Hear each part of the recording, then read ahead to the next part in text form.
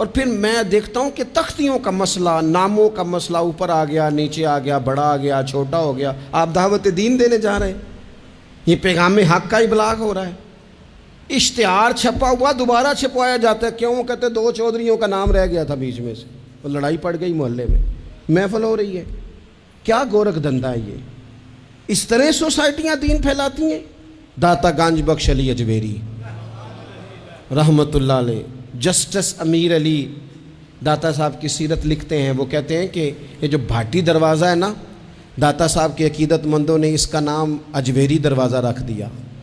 وہاں بھٹی قوم رہتی تھی، شور ہو گیا۔ راجہ جے سنگھ سربراہ تھا لاہور کا، اسے شکایت لگائی گئی کہ آج اگر اجمیری نام پہ دروازہ ہے تو کل اور ناموں پہ بھی دروازہ ہوگا۔ لوگوں نے آ کے اس کو راجہ کو شکایت کر دی کہ جناب دیکھیں جی، انہوں نے اجمیری نام رکھ دیا ہے۔ اب یہ جہاں جو عقیدت مند تھے نا جی داتا صاحب کے، وہ بھی تیار ہو گئے کہ بھئی وہ ہمارے بزرگ وہاں آتے جاتے۔ داتا صاحب عصر کی نماز پڑھ کے باہر آئے، کیا مسئلہ ہے بھائی؟ کہا جناب یہ بھٹی قوم زمانے سے آباد ہے، اس کا نام بھاٹی دروازہ ہے، آپ کے عقیدت مند کہتے ہیں اجمیری دروازہ رکھنا ہے۔ داتا صاحب ہنس پڑے اور پہلے تو نظر اپنے عقیدت مندوں پہ ڈالی، فرمانے لگے پتر تختیاں بدلنے سے انقلاب نہیں آیا کرتے، پھٹیاں بدلنے سے لوگ ٹھیک ہوں گے۔ فرمایا اگر تمہارے اندر طاقت ہے تو ہندوؤں سکھوں کے دل بدلو تاکہ یہ محمد عربی کے غلام بن جائیں۔ یہ تختیاں بدلنے کا کیا معنی ہوا؟ پھٹیاں بدلنے سے تم لوگوں کو تبدیل کر دو گے کہ تختی پہ نام آ گیا؟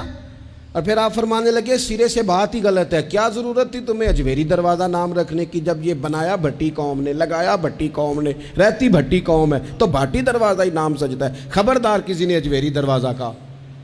داتا صاحب یہ کہہ کے اندر آ گئے، اپنے مریدوں اور اپنے نام کے خلاف فیصلہ دے کے کرے نا تھوڑی جرتیں آج بھی کوئی ایک تو ہو جو اپنا نام پیچھے کرے۔ حضرت داتا صاحب رحمت اللہ علیہ اپنا نام پیچھے کر کے عقیدت مندوں کے خلاف فیصلہ دے کے اندر آ گئے۔ رات گزر گئی، لوگ بڑے مد و جزر میں تھے، سویرے کیا ہوگا؟ صبح راجہ جے سنگھ بھی آیا، 150 آدمی بھٹی قوم کا اور آیا، سارے کے سارے مدینے والے کا کلمہ پڑھ کے مسلمان ہو گئے۔ ہم جو کرنے جا رہے ہیں، جو بوجھ ہم نے ناموں کے اوپر ڈال دیا ہے اور جس طرز سے ہم آگے بڑھ رہے ہیں، یہ کوئی آگے جانے والا طریقہ تو نہیں ہے نا۔